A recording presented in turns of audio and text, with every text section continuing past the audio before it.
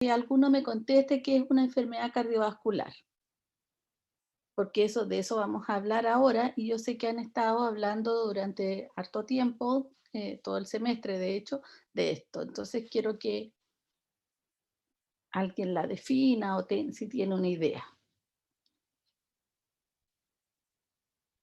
No se atropellen. Es una patología que interfiere con el correcto funcionamiento del sistema circulatorio. Ya. ¿Alguien más quiere dar su opinión?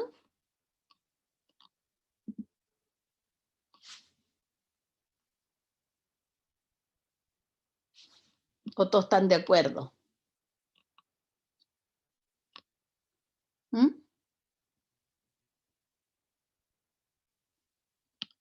Parece que todos de acuerdo.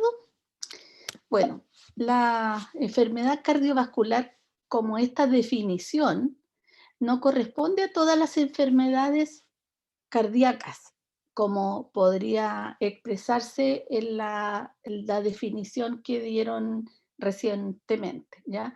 Esto corresponde a un grupo de enfermedades cuyo base fisiopatológica es un proceso de aterosclerosis. Y digo esto porque no todas las enfermedades del corazón tienen un proceso como básico fisiopatológico aterosclerótico. Por ejemplo, las enfermedades valvulares del corazón que producen una insuficiencia cardíaca y una disfunción sistólica o diastólica no corresponden a un proceso aterosclerótico. De hecho, muchas de ellas son enfermedades congénitas, o algunas son enfermedades infecciosas e inclusive autoinmunitarias, ¿cierto? Entonces, cuando hablamos de enfermedad cardiovascular, por definición, nos referimos a estas, a las enfermedades que afectan que resultan, perdón, del proceso aterosclerótico. Y por lo tanto no son todas, ¿ya? Y esto es importante porque hay una clasificación que las agrupa. Y esto de la enfermedad cardiovascular, entonces en su mente ustedes tienen que poner este dibujo que está ahora en la diapositiva, es lo que en su mente tiene que estar grabado. Enfermedad cardiovascular es igual a ateromatosis.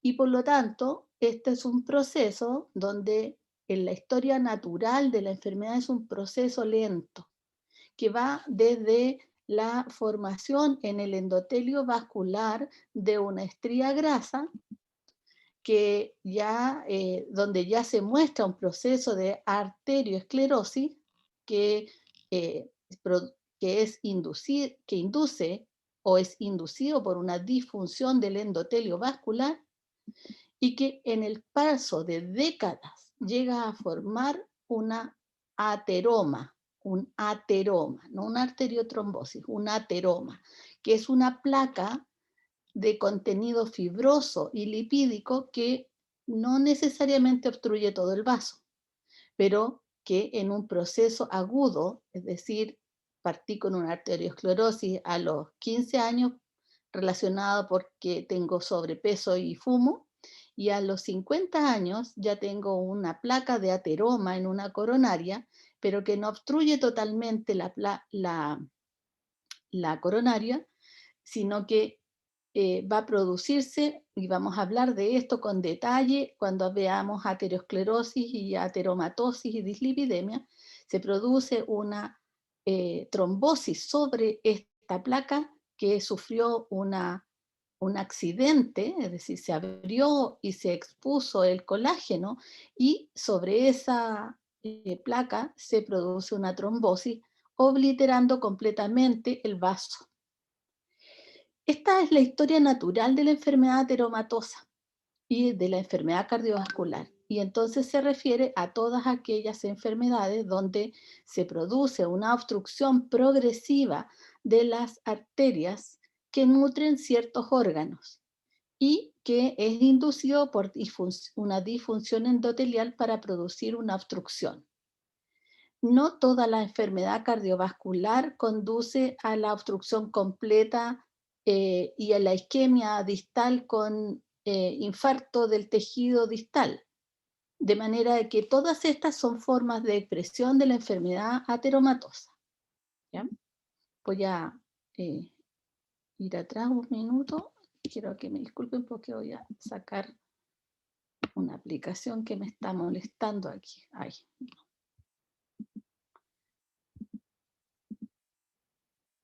Ya. Entonces, entendido eso, entonces todas las enfermedades, la enfermedad cardiovascular no es solamente una enfermedad del corazón y los vasos, es una enfermedad que afecta al corazón y los vasos, pero cuyo sustrato fisiopatológico es un proceso de arteriosclerosis o aterosclerosis. Y se clasifica en tres grupos: las enfermedades que afectan a la circulación coronaria o cardiopatía isquémica, enfermedades que afectan el sistema de irrigación vascular cerebral o cerebrovasculares, y enfermedades que afectan arterias, arteriolas y capilares, otras enfermedades. La vamos a ver con detalle esto. Y esta clasificación está relacionada con unos números, como ustedes se fijan aquí. Estos números corresponden a la clasificación de la que se llama CIE, que la última es la CIE 10, que es la clasificación internacional de enfermedades. Quiero que sepan que todas las enfermedades que existen están clasificadas para estandarizar su denominación en esta clasificación que se llama CIE 10, ya tanto en inglés como en todos los idiomas, por supuesto. En español se llama CIE 10, pero hay equivalentes en los demás idiomas. ¿Qué dice la CIE 10? Las enfermedades cardíacas isquémicas corresponden a aquellas enfermedades desde la angina de pecho o angor pectoris, ¿cierto? Infartos agudos al miocardio de todos los sectores, complicaciones de los infartos, otras enfermedades isquémicas agudas como la cardiopatía, como la isquemia miocárdica, y la enfermedad cardíaca isquémica crónica, o sea, tanto las agudas como las crónicas. Dentro de las enfermedades cerebrovasculares, que es la segunda clasificación, incluyen los infartos cerebrales, las apoplejías o cerebrales, las oclusiones y estenosis de las arterias precerebrales sin resultado de infarto, o sea, una obstrucción sin necesariamente tener infarto, oclusión y estenosis de arterias cerebrales sin resultado de infarto, y otras enfermedades cerebrovasculares como las trombosis y las embolías cerebrales. Y otras enfermedades arteriales que afectan arterias, arteriolas y capilares como la arteriosclerosis, por ejemplo, aneurismas y disecciones de la aorta que afectan obviamente la aorta, pero también otras grandes arterias como las arterias renales, ilíacas, femorales, etcétera, otros aneurismas en otras arterias, otras enfermedades vasculares periféricas, embolías arteriales y trombosis y otros trastornos de arterias y arteriolas. Esta denominación quiero que sepan que está en la guía clínica de riesgo cardiovascular que está en el campus. Casi toda la bibliografía que aparece aquí está extraída de ahí, se la voy a ir mencionando. También se ha agregado en el último tiempo como enfermedad cardiovascular, como factor de riesgo de enfermedad cardiovascular, la insuficiencia renal crónica, como enfermedad renal propiamente tal, o enfermedad renal crónica, la enfermedad arterial de extremidades inferiores, que es una enfermedad arterial oclusiva de las arterias femorales, o las popliteas, o las tibiales, o las pédeas, y la retinopatía de distintos orígenes. De manera que este compromiso arterial de otras arterias que producen una enfermedad en estos órganos también es conocida, también se considera una enfermedad cardiovascular. Y entonces, entendido lo que es una enfermedad cardiovascular, ahora quiero que veamos qué es un factor de riesgo cardiovascular. Y a esto se refiere cualquier situación cuya presencia en un individuo se asocie a una probabilidad aumentada de desarrollar una enfermedad cardiovascular. Es decir, un factor de riesgo cardiovascular no es una enfermedad, es una condición que aumenta la probabilidad de sufrir una enfermedad cardiovascular. Bien, y estos factores de riesgo cardiovascular algunas veces son enfermedades, como la hipertensión y la diabetes. pero otras veces son condiciones, como el género masculino, la edad, que son factores de riesgo cardiovascular. Se denomina riesgo cardiovascular como construcción, como denominación, no como en general, a la probabilidad que tiene una persona de desarrollar una enfermedad cardiovascular o coronaria en un periodo de tiempo determinado. Habitualmente es entre 5 y 10 años, pero lo más usado, y ojo, muy importante esto, es el riesgo a 10 años. Es decir, en las personas comunes y corrientes nosotros calculamos cuál es la probabilidad de que desarrolle una enfermedad cardiovascular a 10 años y dependiendo de eso establecemos estrategias de prevención. ¿Sí? ¿Hasta ahí vamos bien? ¿Sí? Nadie dice nada, por favor digan algo para que yo no me sienta sola en el O mundo. sea, Todo bien, doctora. lo encuentro súper lógico porque, por ejemplo, el Framingham también usa generalmente las probabilidades estimadas como más o menos en 10 años. De hecho, es de lo que vamos a hablar ahora. Así que gracias por darme el pase. Entonces, existen para este cálculo de riesgo, es tan importante esto en el mundo que existen unas calculadoras de riesgo o tablas de riesgo, que son métodos simplificados para el cálculo del riesgo basado en ecuaciones matemáticas procedentes de distintas cohortes de poblaciones seguidas durante el tiempo. Y por lo tanto, el riesgo que más se usa es el riesgo a 10 años. Entonces, quiero que, a ver si resulta esto, que veamos un video ahora. Esto es del Instituto Nacional de... Diferencias entre hombres y Doctora, mujeres. no se ve. ¿Sí? ¿No se ve? ¿Sabes quién vive Sí, más? creo que tiene que compartir pantalla de nuevo. En serio, qué pena. Ya, espera, a ver. Voy a hacerlo ya porque igual les voy a subir el cortito nomás, pero para que no sea tan fome la cosa. Dejar de compartir y tengo que compartir ahora otra. Ah, listo. Sí, Ahora. tiene que, profe, colocarle, compartir toda la pantalla y aparte de eso, en la esquina inferior izquierda aparece una opción que sale que dice compartir audio de computadora, por si acaso. A ver. Espérate, me voy a salir de aquí. Ay, ay, ay. No me puedo salir de aquí. Compartir pantalla. Aquí. Ya, y aquí están bien. ¿Pueden ver mi pantalla? Ahora sí. Instituto. ¿Sí? Ya. ¿Eso lo ven? Diferencias entre hombres y mujeres. Sí, y se escucha también. ¿Quién vive Ya. más? ¿Hombres o mujeres? En 1900, la esperanza de vida se estimaba en 23 años para los hombres y en 24 años para las mujeres. En 1920, la esperanza de vida al nacer aumentó a 31 años para los hombres y 32 años para la mujer, pero manteniendo un año de diferencia entre ambos sexos. 20 años después, en 1940, la esperanza de vida alcanzó a 41 años para los hombres y 43 para las mujeres. En 1960, se nota una mayor diferencia con 54 años para los hombres y 60 años para las mujeres. En 1982, se estima la esperanza de vida en 67 años para los hombres y 74 para las mujeres, con una diferencia de 7 años. Finalmente, al 2010 se sigue manteniendo una diferencia de 6 años, siendo 75 años para los hombres y 81 para el sexo femenino.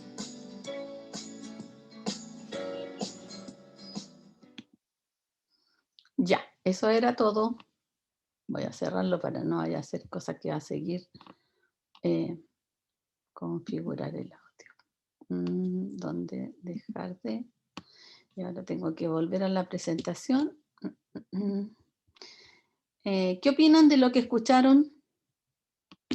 ¿O no escucharon nada?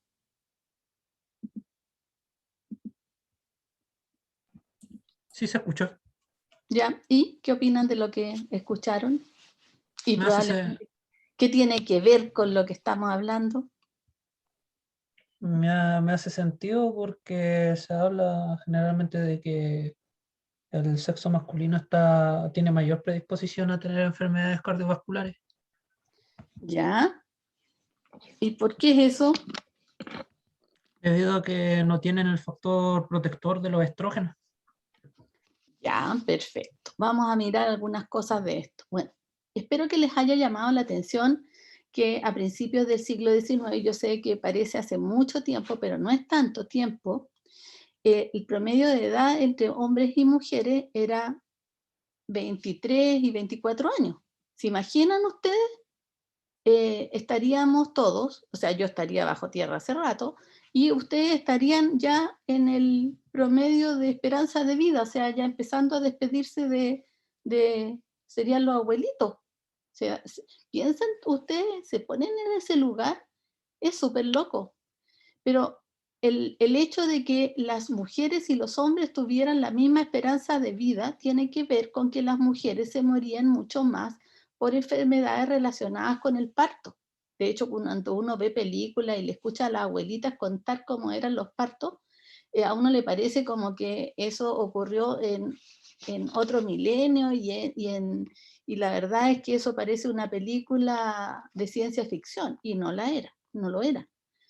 Pero en Chile no se hacía investigación en ese tiempo, pero resulta que después, en el año 40 más o menos, cuando se empezaron a ver los primeros cambios en la distribución de la mortalidad, fueron mucho más evidentes que en la medida que se hacía mejor manejo de la mortalidad infantil y de la atención del parto, y se empezaron a descubrir los antibióticos, se empezó a manejar mucho mejor las infecciones y por lo tanto la esperanza de vida, porque las personas se morían de infecciones, de hecho la tuberculosis era una de las causas de mortalidad más frecuente en la población, empezaron a sobrevivir lo suficiente como para hacer otro tipo de enfermedades. Y a pesar de que resulte muy extraño, no se dieron cuenta de esto porque hubo gran mortandad en la población mundial a partir de la Primera y la Segunda Guerra Mundial. Doctora, ¿Sí? creo que no podemos ver el PowerPoint. Sale ¿En como Google Maps. ¿Sí? Eso es lo que estoy poniendo. Disculpe. No, está bien, gracias por decirme, por lo menos no están durmiendo. Bueno, entonces, y pongo esto con un sentido, porque los primeros que se dieron cuenta de que las mujeres estaban sobreviviendo más que los hombres fueron los norteamericanos. Y a finales de la Segunda Guerra Mundial, esto era tan notorio, y ustedes se dieron cuenta que en el video que yo les mostré, que del Instituto Nacional de Estadística, que es el instituto, hay un sitio web, si ustedes necesitan estadística de cualquier cosa que tenga que ver con los estadígrafos de salud y sociales, ustedes van a esa página web y los pueden encontrar. El Instituto Nacional de Estadística decía que en 1940, ustedes saben que la Segunda Guerra Mundial fue entre el 39 y el 45, ya había diferencias, no 6 años, pero ya había diferencias entre la mortalidad de hombres y mujeres. Y eso que nosotros no participamos directamente de la Primera y Segunda Guerra Mundial. En otro momento podríamos conversar de eso si quieren.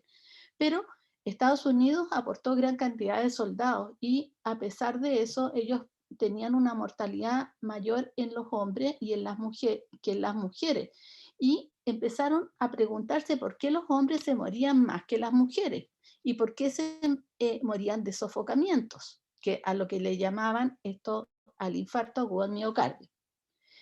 Y esto generó una pregunta que fue instituida por lo que el equivalente en Estados Unidos a nuestro Ministerio de Salud, que estableció un grant, que es un concurso para investigación científica. Este grant fue ganado por la Universidad de Boston, fue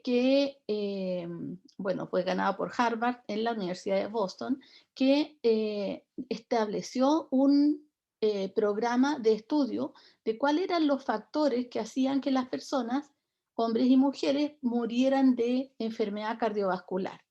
De hecho, hasta ese momento se creía que que las mujeres estaban tenían una especie de vacuna para morirse de enfermedad cardiovascular, porque piensen que la esperanza de vida en ese tiempo era alrededor de 45 años. Así que en realidad, y como me imagino que han visto ustedes, si ustedes piensan y cierran los ojos y piensan en una persona que está infartada, probablemente van a pensar en un hombre, no en una mujer. Y van a imaginarse una persona, un adulto mayor, probablemente no una persona joven. Esta percepción que ustedes tienen, y seguramente es así, de las enfermedades, tiene que ver con todo lo que ustedes han aprendido, pero que han vivido, que han recibido de la información general, y es lo que las personas creen en este momento. Pero en 1940 no se sabía lo que se sabe ahora. Por lo tanto, estas cosas que parecen obvias para ustedes no eran obvias en ese momento. Para eso se hizo un estudio en una ciudad que está muy cerquita de Boston, porque obvio, los de Harvard no iban a querer irse tan lejos. De hecho, Boston está en el estado de Massachusetts, y aquí cerquita de Boston hay una ciudad que se llama Framingham, que está aquí, Boston, Framingham, y donde se estableció el estudio más grande que existe de enfermedades cardiovasculares y sobre lo que se ha escrito todo lo que sabemos de riesgo cardiovascular. Hoy en día, las personas se mueren de enfermedad cardiovascular como primera causa, un poquito menos el cáncer, y los accidentes vienen mucho más abajo. Y por supuesto esto es una cosa muy general porque depende del tramo de edades. En esta ciudad, en Framingham, se estableció un estudio que se llama el estudio de seguimiento, la gran cohorte de Framingham. Y de ahí se extrayeron todo lo que tenemos hoy día de información. Y es importante que ustedes sepan cómo se extrajo esa información, porque dependiendo del estudio es como las conclusiones que nosotros sacamos. ¿Qué nos enseñó Framingham? Y esta es el logo de Framingham, que está puesto en una de las calles donde se hizo este estudio. En 1945, la Universidad de Harvard se ganó el grant para hacer este estudio, y se desarrollaron digamos, se estableció lo que iban a hacer en el estudio.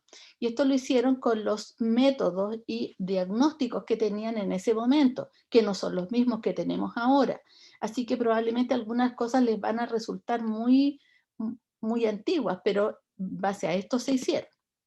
¿Qué se hizo? Si tienen interés pueden meterse a la página de Framingham, que hasta hoy día sigue funcionando, para obtener más información, porque el estudio sigue todavía en curso. Ellos ingresaron a una cohorte, es decir, hicieron un seguimiento de personas de entre 29 y 62 años. Por lo tanto, todas las conclusiones se remiten a sujetos de este grupo etario. O sea, bajo 29 no, y sobre 62 no.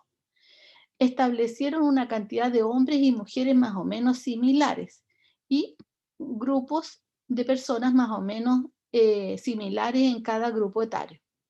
Esta es la cohorte original, sobre la cual ingresaron 5.209 personas. Y estas personas fueron examinadas desde el año 1948 e ingresaron al estudio progresivamente para estudiar qué factores hacían, en ese momento piensen que no se sabía por qué las personas hacían enfermedad cardiovascular e infartos agudos al miocardio, y por lo tanto lo que hicieron es estudiar todo lo que a ellos en ese momento les parecía que pudiera estar relacionado con la muerte cardiovascular. Hoy en día se sigue estudiando este grupo y hay estudios genéticos relacionados, epidemiología relacionada con el estudio de Framingham, y casi todo lo que sabemos se basa en esto, inclusive estudios de autopsia o de nódulos tiroideos o de otras enfermedades se basan en este estudio longitudinal.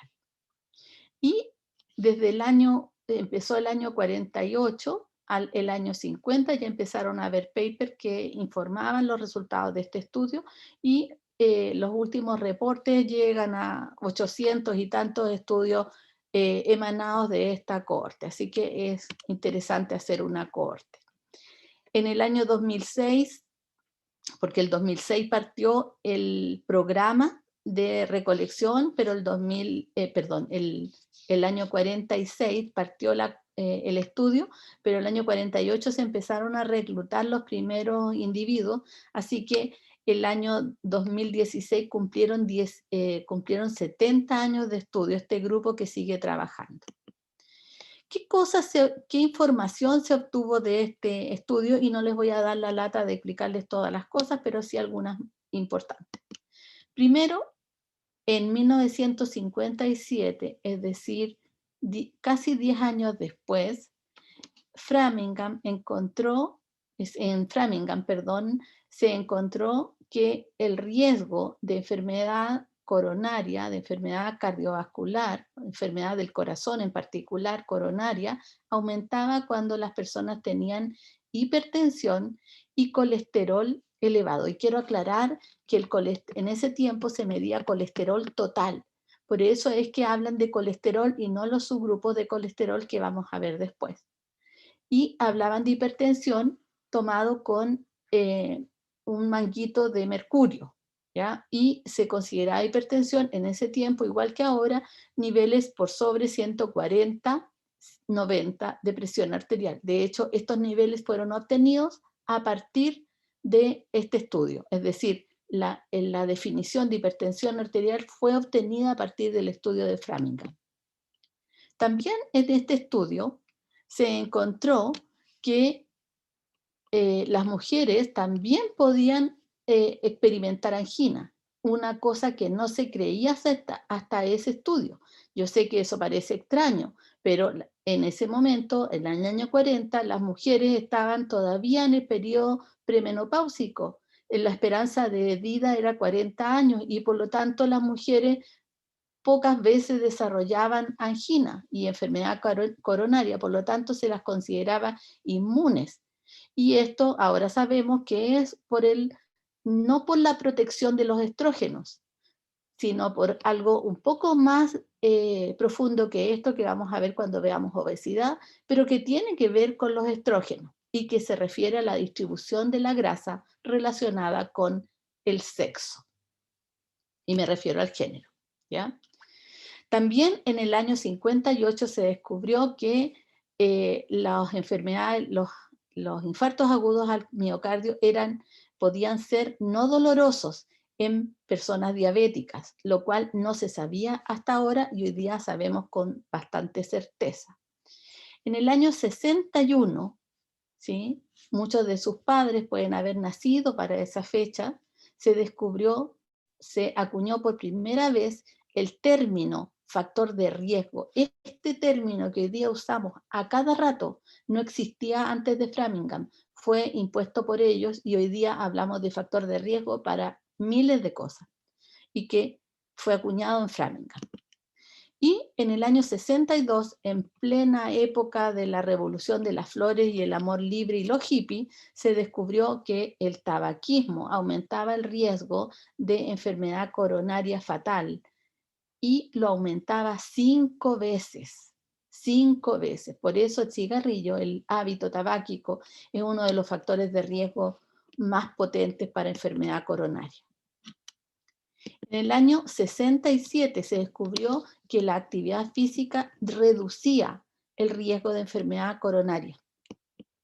Y también un poquito después, el 74, se descubrió que las personas que tenían diabetes tenían más riesgo de tener enfermedad cardiovascular en las extremidades, en los vasos de las extremidades inferiores, enfermedad arterial oclusiva crónica de extremidades inferiores y por lo tanto más riesgo de amputación, y que esto era especialmente importante en pacientes diabéticos. En el año 77, muchos de sus papás tenían 10, 11, 12 años, o por ahí, 10 años. El Senado de Estados Unidos, en su Comité de Nutrición Humana, estableció que la dieta de los americanos, de comer carne, huevos diariamente, no debería ser promovido. y advirtió que esta dieta podía ser nociva para los norteamericanos. Y en el año 83, hace muy poco tiempo, se estableció que la obesidad era un factor de riesgo independiente de enfermedad coronaria. Otras cosas como el uso de estatinas hoy en día, la droga de primera línea para el tratamiento de la enfermedad cardiovascular, demostró una disminución del riesgo de la enfermedad cardiovascular. Y esto fue realizado con la primera estatina, la lovastatina. También vamos a hablar de esto un poco más adelante. Hoy en día, la tercera generación, de personas de la cohorte de Framingham está siendo estudiada. Y gracias a esta cohorte nosotros podemos establecer los factores de riesgo cardiovascular existentes. Llevan 70 años de esta cohorte, así que esto ha permitido estudiar muchas cosas. Desde el inicio de la cohorte de Framingham hasta ahora se han estudiado asociaciones de la enfermedad coronaria con tabaquismo, hipertensión, el nombre de factores de riesgo, el desarrollo de enfermedad cerebrovascular, el desarrollo de enfermedad de extremidades inferiores, la asociación de la obesidad y de la actividad física con la enfermedad cardiovascular, la asociación con los lípidos, triglicéridos y lipoproteínas, la asociación con otras enfermedades cardiovasculares como la fibrilación auricular y muchas otras cosas se han obtenido de la información de este estudio. Bueno, y los factores de riesgo cardiovascular en Chile están acuñados también sobre la base de la información existente en todo el mundo y en la cohorte de Framingham. Pero estos que están ordenados aquí, como lo dice la guía clínica de riesgo cardiovascular o enfrentamiento del riesgo cardiovascular del Ministerio de Salud, que está en el campus del curso, dice que los factores de riesgo mayores de enfermedad cardiovascular, de todas las enfermedades cardiovasculares, pueden clasificarse en no modificables y modificables. ¿Y cuáles son los no modificables? La edad, los sujetos mayores de 45 años, hombres, y las mujeres mayores de 55 años tienen más riesgo cardiovascular. Ser hombre tiene más riesgo cardiovascular. En las mujeres, estar posmenopáusica tiene más riesgo cardiovascular. El antecedente personal, el haber tenido una enfermedad cardiovascular previo, es un factor de riesgo cardiovascular, aunque parezca extraño, pero si yo tengo un infarto o un accidente cerebrovascular, tengo mucho más riesgo de tener otro evento cardiovascular. Y un elemento muy importante que es en semiología una cuestión clave, que si no la preguntan seguro que van a tener problemas, es el antecedente de enfermedad cardiovascular prematura en un familiar de primer grado. Esto es en hombres menos de 55 años y en mujeres menores de 65 años. Esto es, a su papá o su mamá tuvo una enfermedad cardiovascular antes de los 55 años o antes de los 65 años si es mujer.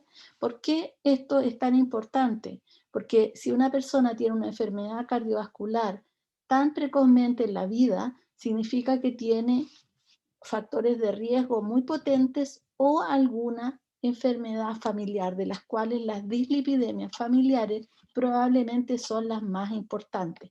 Vamos a ver eso cuando veamos dislipidemias también. Pero esta es la razón por la cual el antecedente de enfermedad cardiovascular prematura es tan importante. ¿Bien? Doctora, Sí, señor. pero no influye si hay otra causa a la cual se puede atribuir la enfermedad cardiovascular. Por ejemplo, si un paciente tiene un padre que tuvo una enfermedad cardiovascular antes de los 55 años, pero tenía una obesidad mórbida, ¿sigue siendo un factor de riesgo? Absolutamente, pero la obesidad mórbida está relacionada también con factores genéticos y por lo tanto cumple cualquiera de estas. Lo que pasa es que hay que descartar que tengas una enfermedad familiar lipídica, porque esa tiene más potencia que la obesidad propiamente tal y están asociadas entre sí. ¿Ya? Ya. Pero tienes razón, hay muchas otras cosas que hay que considerar. A lo mejor el paciente era diabético desde joven, que pesa mucho más que la obesidad y la dislipidemia. Pero esas también están relacionadas. Bien, lo importante es que consideren esto porque a veces, y esto es de primer grado, a veces, por ejemplo, si tú tienes 23 años o 25 años, la edad que tengas, 20, y tu papá todavía no va a tener 55 años, así que es difícil establecer este riesgo en personas jóvenes. Y por otro lado, consideren que el riesgo cardiovascular está remitido a los factores de riesgo de Framingham. Por lo tanto, nosotros podemos establecer factores de riesgo en personas entre 29 y 62 años. Las personas más jóvenes no fueron evaluadas en este estudio, por lo tanto nosotros no sabemos si tienen el mismo riesgo y es extrapolable.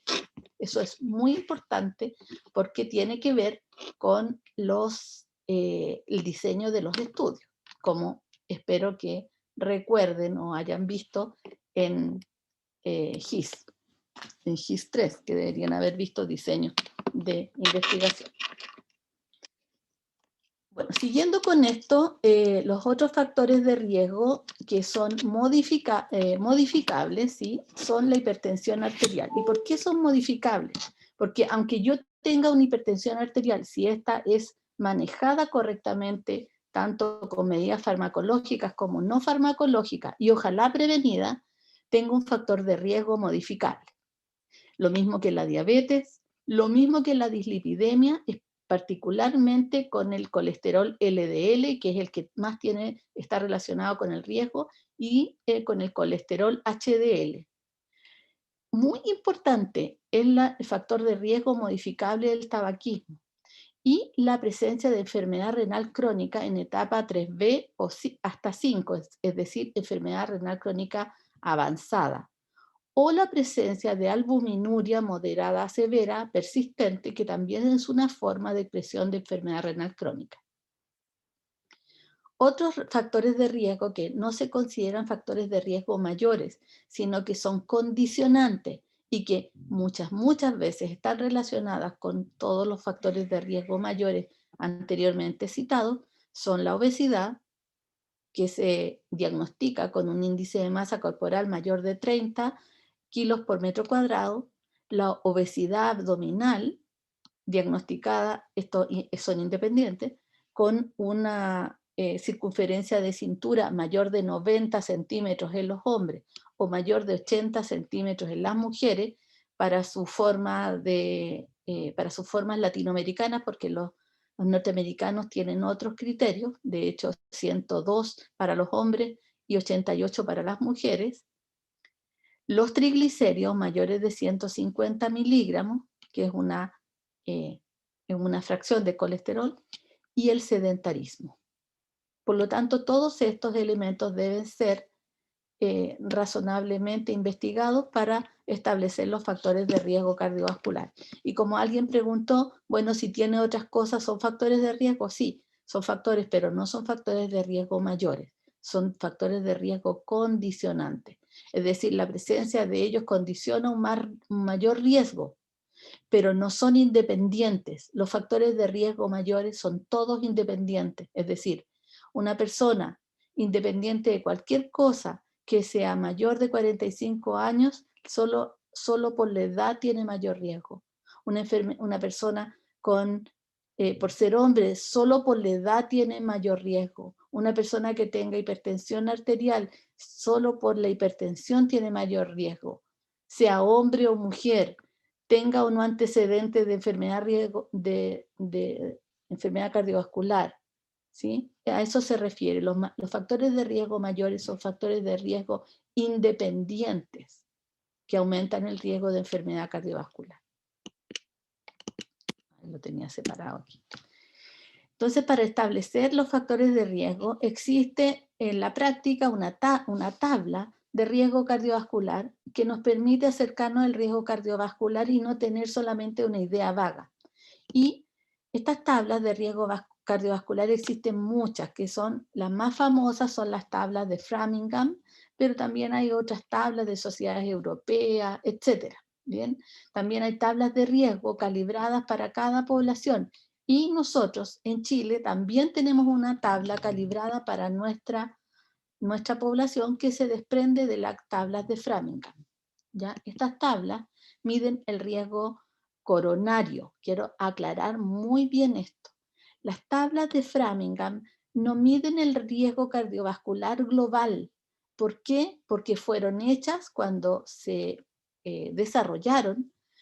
El objetivo principal del estudio de Framingham fue hecho para establecer los factores de riesgo de enfermedad coronaria y de muerte por causa coronaria, no de muerte por causa de enfermedad cerebrovascular u obstrucción de las arterias renales o enfermedad arterial de extremidades inferiores, ni aneurisma, ni ninguna cosa. Fue establecida para medir la mortalidad por enfermedad coronaria, ya sea por infarto o por consecuencias del infarto y riesgo de angina. Por lo tanto, estas tablas miden el riesgo coronario, ¿ya? Y el riesgo coronario a 10 años. Y insisto en esto, lo insisto mucho porque a veces extrapolamos este riesgo a todas las enfermedades cardiovasculares y en realidad no lo es. Pero sí los factores de riesgo son para enfermedad cardiovascular. Solamente la tabla es la que se modula para enfermedad coronaria. Se considera un alto riesgo cuando el riesgo es mayor del 20%. ¿Bien? Y utiliza las variables de edad, sexo, HDL, colesterol total, presión arterial sistólica, tabaquismo y diabetes. ¿Ya? ¿Por qué se usa el colesterol total cuando habíamos dicho recién que el colesterol LDL es el más importante? Y se usa el colesterol total porque en las tablas de Framingham se estudió originalmente el colesterol total porque en ese tiempo no se podía establecer la diferencia de las fracciones del colesterol. Bien. Y dependiendo de la puntuación que le da cada una, se establece un riesgo determinado. Y lo que hace esta tabla es comparar el riesgo de este paciente con el de la población general de bajo riesgo. Es decir, comparo a mi paciente o a la persona que estoy evaluando con una persona que tiene bajo riesgo y establezco si este paciente tiene, qué riesgo tiene, cuál es la probabilidad de tener una enfermedad coronaria en 10 años. Y si me sale más del 20%, entonces ese paciente tiene alto riesgo de enfermedad coronaria. ¿Cómo se hace? Se hace con estas tablas de riesgo que se usan en los consultorios y en muchas partes del mundo se usa un nomograma que divide las personas en no fumadores y fumadores, hombres y mujeres, dependiendo de la presión arterial sistólica, no se usa la diastólica, y el nivel de colesterol, ¿sí? Colesterol acá abajo. Entonces, por ejemplo, una persona que es un hombre que fuma, va aquí. Hombre que fuma va aquí. Tiene un colesterol total de 250, aquí, va en esta línea. ¿Sí? Y una presión arterial sistólica de 140 está en rojo.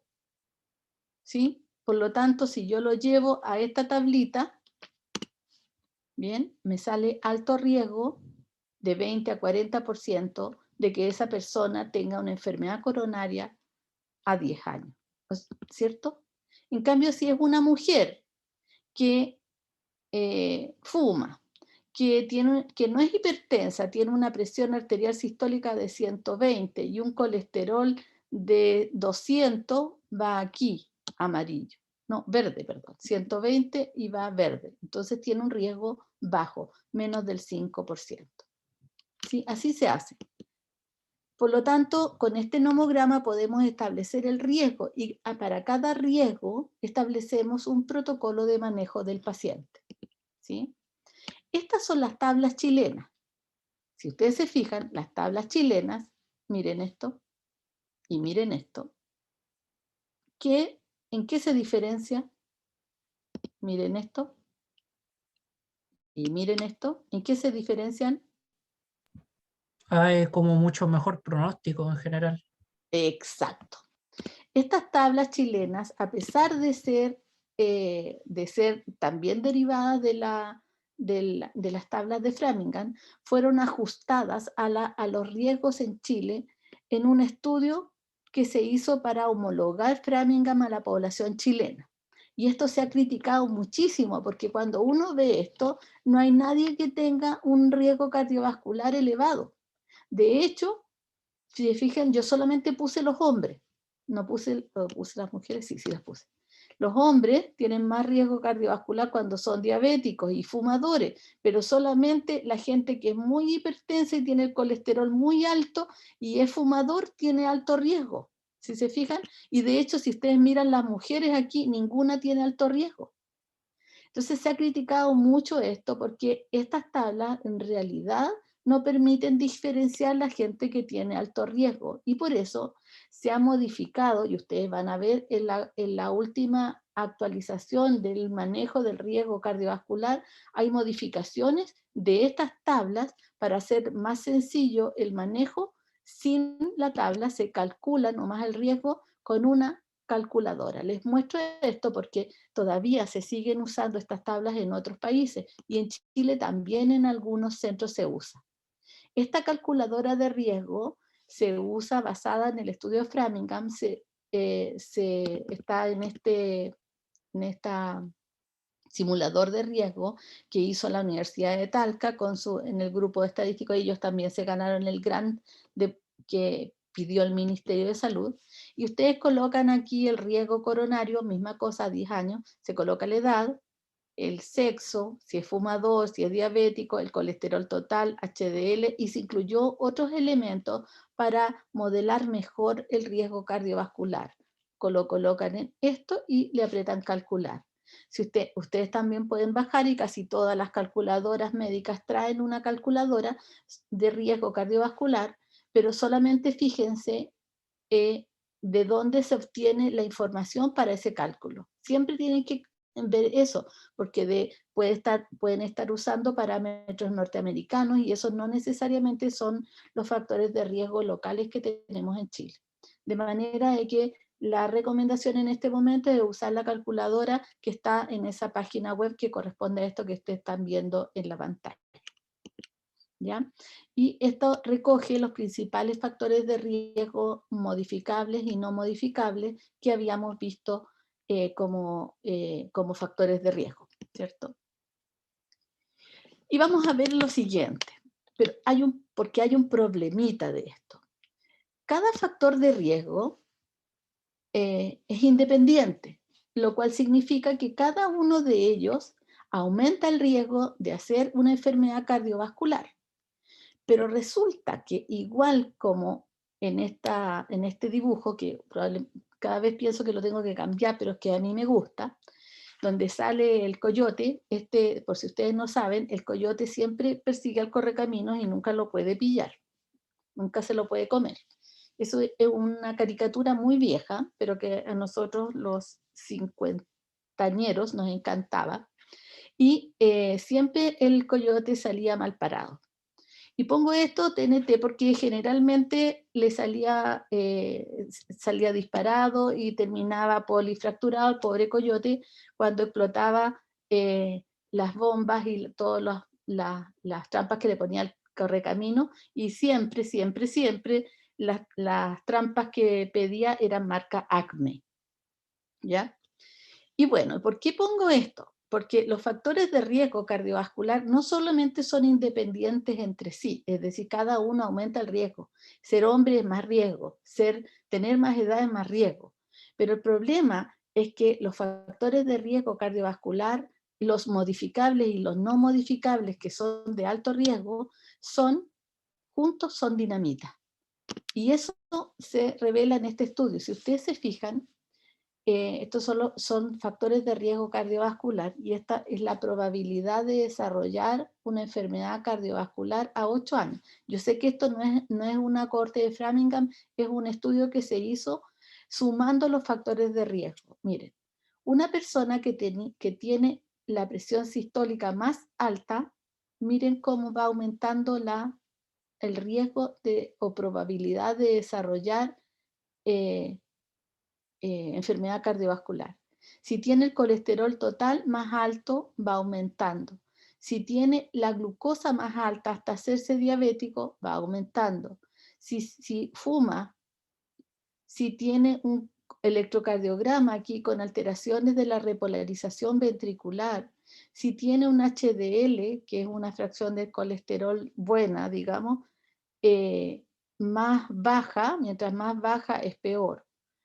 Y por lo tanto, si ustedes se fijan, la probabilidad de desarrollar enfermedad cardiovascular cuando tienes un solo factor de riesgo es esta, cuando tienes tres, o sea, dos factores de riesgo, cuando tienes tres, cuando tienes cuatro, cuando tienes 5 factores, 6, y tienes todos los factores de riesgo, aumentan entre el 0% hasta el 300% el riesgo de desarrollar enfermedad cardiovascular.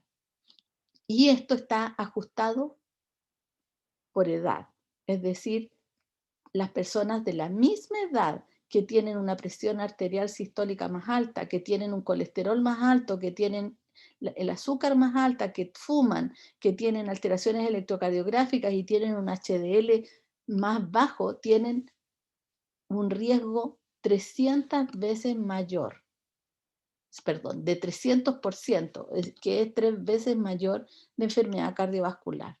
Por lo tanto, la suma de los factores de riesgo aumenta exponencialmente el riesgo cardiovascular, para colmo, ¿ya? Por lo tanto, no es solamente hacer una suma de factores de riesgo, y por eso es que los factores de riesgo de alto riesgo cardiovascular son haber tenido una enfermedad arteriosclerótica documentada. Hoy en día se establece como alto riesgo tener una diabetes mellitus, una enfermedad renal crónica, tener una hipertensión arterial refractaria o que no se controla y que tenga dislipidemia severa. Estos factores de riesgo están incorporados hoy en día y son factores de riesgo que se potencian entre sí. Más del 50% de las personas diabéticas tienen hipertensión arterial. La diabetes es la causa más frecuente de enfermedad renal crónica. Y casi el 90% de los individuos que tienen diabetes mellitus tienen dislipidemia severa. Por lo tanto, todos estos factores coexisten, como alguien preguntó hace un ratito atrás, ¿qué pasa si además tiene obesidad? Bueno, el riesgo se aumenta. Y no es que aumente al doble, pero por cierto se aumenta.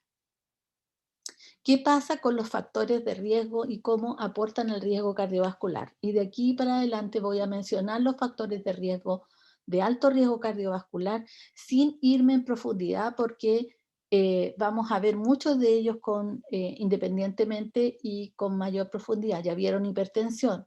Y quiero mencionarles que la hipertensión habitualmente es silente, los pacientes no saben que son hipertensos, por lo tanto pasan años sometidos al estrés endotelial, que significa la hipertensión arterial. La mayor parte de los pacientes hipertensos son hipertensos después de los 60 años, por lo tanto cuando hay más riesgo cardiovascular solo por la edad. Muchos tienen presión sistólica aislada alta y esta por sí sola es un riesgo cardiovascular. Pero la presión de pulso, es decir, la presión arterial media, es la que está más relacionada con enfermedad cardiovascular. Y miren, cuando una persona tiene más de 140/90 y es hipertenso, tiene 27% más de riesgo de infarto agudo al miocardio, 42% más riesgo de hacer enfermedad cerebrovascular, y por supuesto más mortalidad por lo mismo.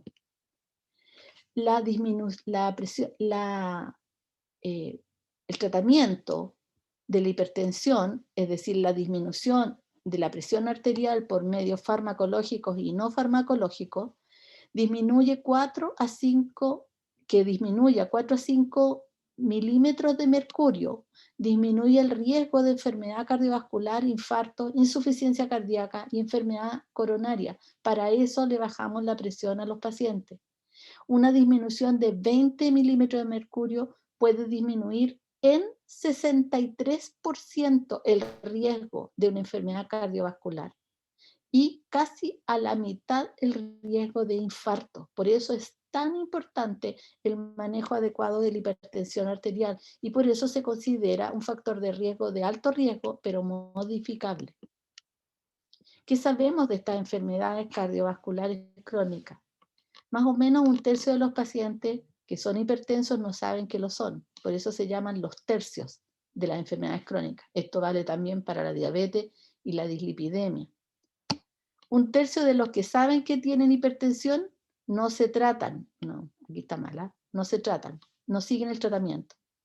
Y 1/3 de los que se tratan tienen control adecuado no más.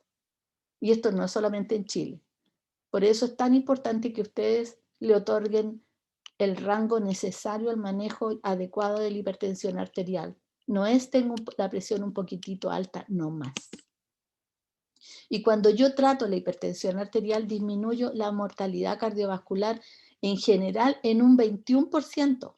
1 de cada 5 personas no se muere. Disminuyo la enfermedad coronaria 14% y la enfermedad y el accidente cerebrovascular o ictus en un 40%. Así que es efectivo tratar la hipertensión arterial. Las personas que fuman. El tabaquismo es el factor de riesgo independiente más importante. En Framingham se determinó en el año 50 el primer reporte de que el tabaquismo era un riesgo para las personas y que aumentaba el riesgo cardiovascular. Y aunque actualmente se usa el índice paquetes años, como les habrán enseñado en semiología, esto está más relacionado con enfermedad pulmonar obstructiva crónica, pero también está relacionado con muertes relacionadas con aneurismas aórticos y sobre todo con enfermedad vascular periférica. El tabaquismo es el factor de riesgo más importante para la obstrucción de las arterias periféricas, especialmente en las extremidades inferiores, y para el riesgo de enfermedad hemorrágica cerebral. Así que este factor independiente no solamente induce ateromatosis severa, significativa y difusa, sino que hace aumentar algo que no hace aumentar ningún factor de riesgo, las hemorragias cerebrales, que son una forma de enfermedad cardiovascular, cerebrovascular muy importante. Y uno de los problemas de esto es que el tabaquismo es también posible adquirirlo por ser un fumador pasivo. De hecho, las mujeres, esposas de individuos fumadores, también tienen más riesgo cardiovascular. Y más o menos sabemos que 1 billón de personas en el mundo fuman. El 25% de la población en Estados Unidos es fumadora y el elemento más importante en el último tiempo que ha hecho aumentar el riesgo cardiovascular en la población es que cada vez las personas están empezando el tabaquismo más jóvenes y que las mujeres que fumaban poco antes empezaron a fumar y son tan fumadoras como los hombres hoy en día, lo que ha aumentado independientemente su riesgo cardiovascular. ¿Por qué el tabaquismo es un factor de riesgo cardiovascular? Todos los factores de riesgo que vamos a mencionar lo que hacen es producir una disfunción endotelial. La hipertensión induce una disfunción endotelial, pero también la disfunción endotelial induce hipertensión. Pero el tabaquismo, que es una toxicodependencia, induce disfunción endotelial porque produce lesión en el endotelio que induce agregación plaquetaria. También produce activación del sistema simpático, lo cual produce vasoconstricción sistémica, lo cual induce disfunción endotelial. E induce un elemento del cual vamos a hablar latamente en las siguientes clases, que es la resistencia a la insulina, que es un factor independiente de enfermedades metabólicas. De esta manera, induciendo esta disfunción endotelial, el tabaquismo aumenta el riesgo cardiovascular 2 a 3 veces y es uno de los factores más importantes. Y un elemento súper importante que yo creo que es interesante que ustedes incorporen a su acervo cultural es que dejar de fumar es la intervención más importante en cardiología preventiva. Disminuye el riesgo de enfermedad cardiovascular el primer año en un 50%. Y eso no lo hace ninguna droga. Nada disminuye el riesgo de esa manera como dejar de fumar.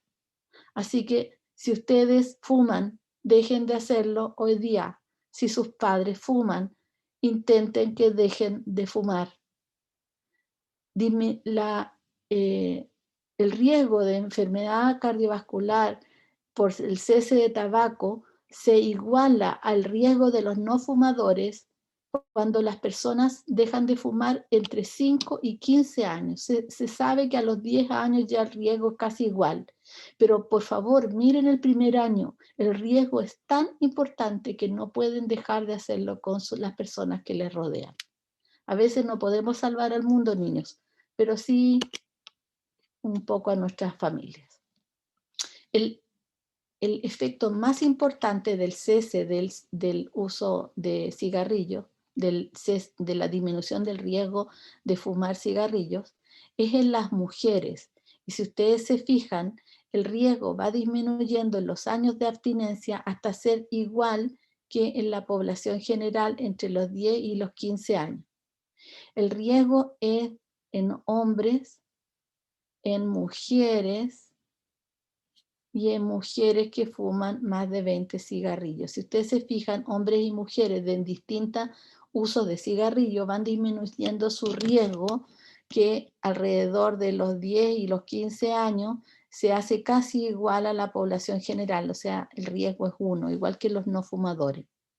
Pero, y la disminución durante el primer año es importante, pero los que más se benefician, si ustedes se fijan, especialmente al primer año, son las mujeres. Así que ojo con las mujeres. La dislipidemia es el otro factor de riesgo importante en el riesgo cardiovascular. Vamos a hablar hasta el cansancio de dislipidemia, pero quiero solamente contarles que en 1850 se encontró la primera placa de colesterol en una arteria y fueron descritas en conejos. Por primera vez en 1913 que una dieta rica en huevos, como la que comían los norteamericanos con jamón al desayuno, presentaba más ateromas. Y en el estudio de Framingham se detectó que el colesterol alto, que era lo que se podía medir en ese momento, incrementa el riesgo de arteriosclerosis y de enfermedad cardiovascular. Pero no se sabía qué fracción de colesterol era el que estaba involucrado. En otros estudios, posteriormente, a finales del siglo XX, se descubrió que tanto hombres como mujeres que tenían los niveles de LDL, colesterol, eso es C, LDL, más altos, aumentaban el riesgo de enfermedad cardiovascular cuando eran mujeres y cuando eran hombres. De manera que esta fracción de colesterol, el LDL, es la que está más relacionada con enfermedad cardiovascular. Y también se determinó por el riesgo cardiovascular en Framingham en los últimos años que el riesgo de tener una enfermedad cardiovascular cuando tengo el HDL más bajo es mayor. ¿Sí? Mientras más bajo mi HDL, que es la otra fracción del colesterol, digamos, buena, mientras más alto es menor el riesgo cardiovascular y mientras más bajo, 25, más bajo, es mayor el riesgo cardiovascular. De hecho, 4 veces el riesgo cardiovascular, mientras más bajo el HDL. Vamos a ver esto con más detalle después. La obesidad, de lo cual alguien preguntó, también es un factor de riesgo cardiovascular. Sin embargo, la grasa, la distribución de la grasa, no solo la obesidad, es el elemento más importante. Es por eso que la distribución, la circunferencia de cintura, la cantidad de grasa abdominal, que es distinta en hombres y en mujeres, es lo que más define el riesgo cardiovascular.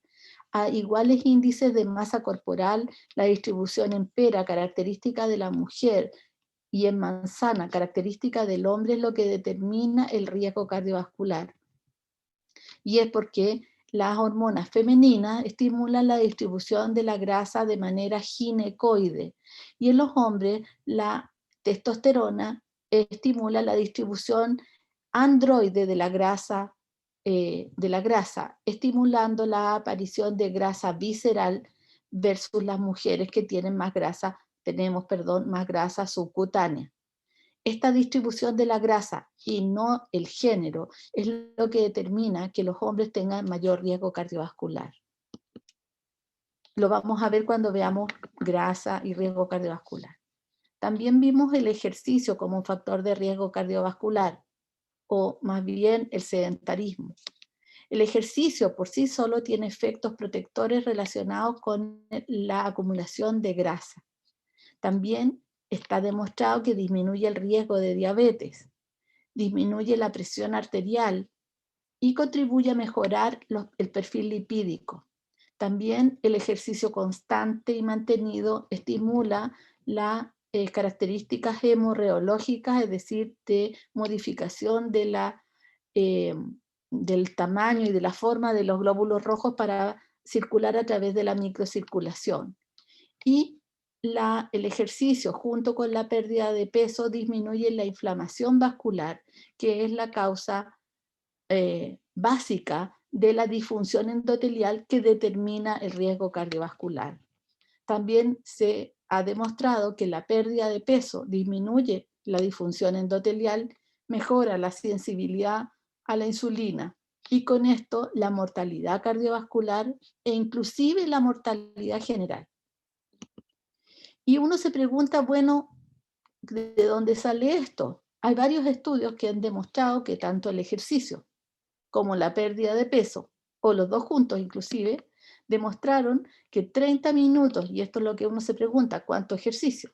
En el estudio HUI, que es un ensayo clínico, se demostró que 30 minutos de caminata consecutiva, 5 veces a la semana, disminuyen un 30% los eventos cardiovasculares. 30 minutos de caminata, una cosa que cualquier persona puede hacer, salir a pasear el perro, ir al supermercado a comprar, etc. Y en el estudio de las enfermeras, que es una cohorte, se demostró que 3 horas a la semana de caminata vigorosa tiene tanto beneficio cardiovascular como 1,5 horas de ejercicio vigoroso, lo cual más o menos es el equivalente a 30 minutos diarios de caminata, 5 veces a la semana. ¿Sí? Quiero recalcar eso, porque a veces creemos que es solamente ir al gimnasio y hacer ejercicios extenuantes. Y la otra pregunta clásica es, bueno, ¿el ejercicio aeróbico o anaeróbico?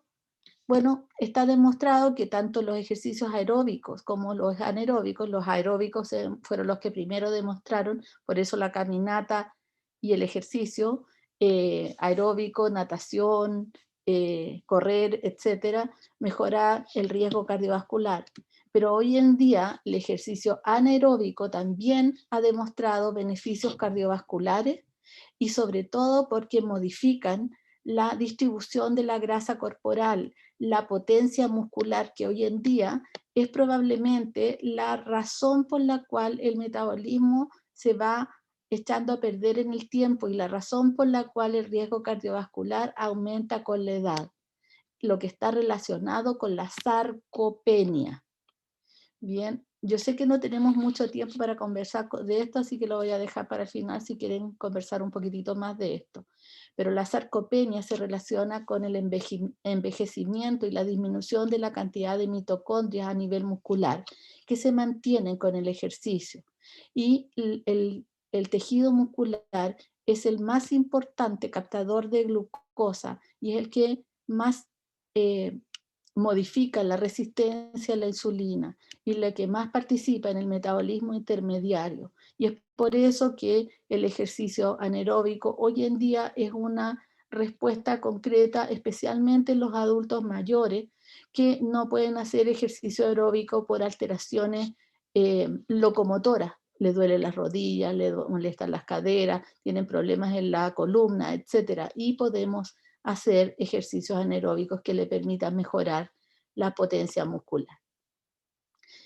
Y finalmente, se ha hablado mucho de estrés, enfermedad cardiovascular y depresión y enfermedades mentales. Hay varios estudios que demuestran que el estrés es un factor de riesgo cardiovascular. Y hay algunos estudios que demuestran que factores estresantes agudos son capaces de desencadenar un infarto. De hecho, es muy conocido esto de que la gente dice que porque le dieron una mala noticia, lo echaron del trabajo, tiene problemas económicos, tiene más enfermedad cardiovascular. Y de hecho en esta pandemia, no sé si ustedes han escuchado, que ha habido un aumento de las enfermedades cardiovasculares significativa que está relacionado con el estrés ambiental. Hay mucha información de estrés y desencadenamiento de enfermedad cardiovascular aguda, es decir, un infarto cerebral, etc. Y probablemente esto ya va a ser evidente en los próximos años, pero hoy día ya hay recomendaciones de que el estrés y también las enfermedades del ánimo como la depresión deben ser considerados como un factor de riesgo cardiovascular modificable. Esto porque el estímulo adrenérgico incrementa el consumo de oxígeno e induce vasoconstricción y disfunción endotelial, especialmente cuando es crónico. Puede inducir arritmias por el estímulo adrenérgico y está condicionado también con el síndrome metabólico, del cual vamos a hablar mañana. Y la depresión está asociada con el doble de riesgo de desarrollar hipertensión y un incremento de la misma cantidad de eventos cardiovasculares. Y en esto hay una serie de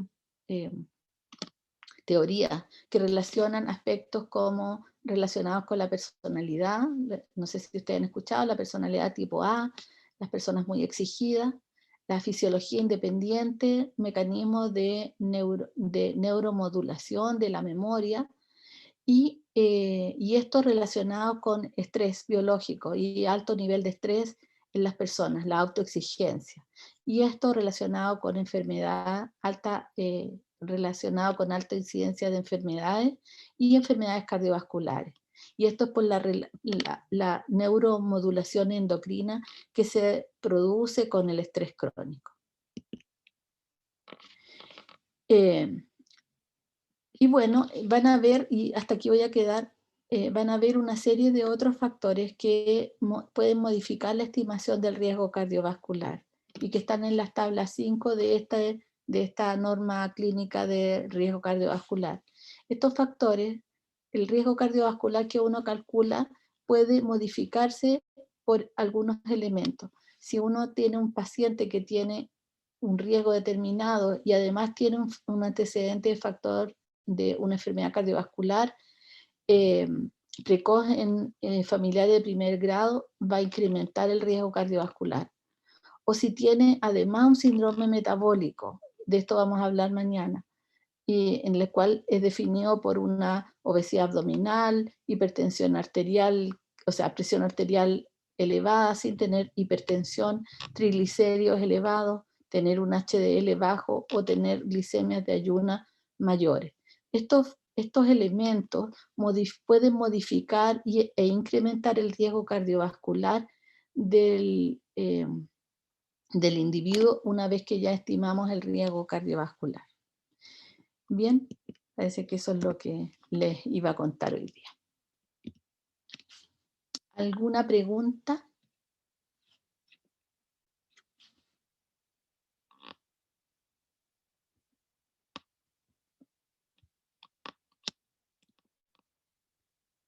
¿No? Parece que no.